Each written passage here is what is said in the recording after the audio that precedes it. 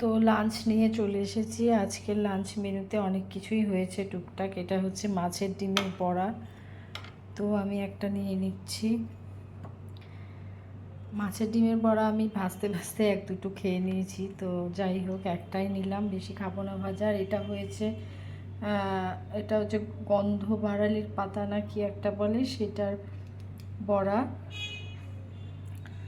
আর এটা হয়েছে পটলের দোরমা। আমি একটু শুকনো শুকনো করে এটা করেছি, একটু মানে এটা আসলে গ্রেভিটা আমি পোস্ত দিয়ে করেছি।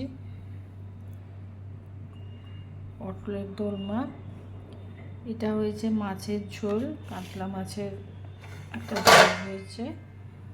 আর এটা হয়েছে বাটা মাছের ঝোল। তো গরমে এত কিছু ভালোও লাগে না, তো আমি বাটা মাছের ঝোল, এটা বাটা মাছ সর্ষে বাটা হয়েছে এটা। আর এই বড়া আর পটলের দোরমা, এটা দিয়েই আমি লাঞ্চটা করব, আর কিছু খাবো না।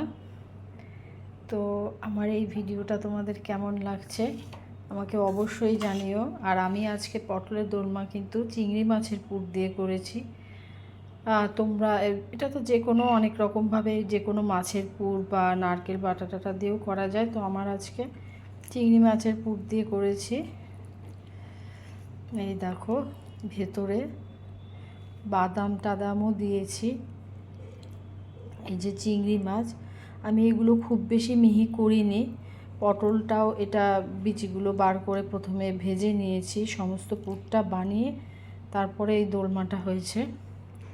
তো তোমরা কে কীভাবে করো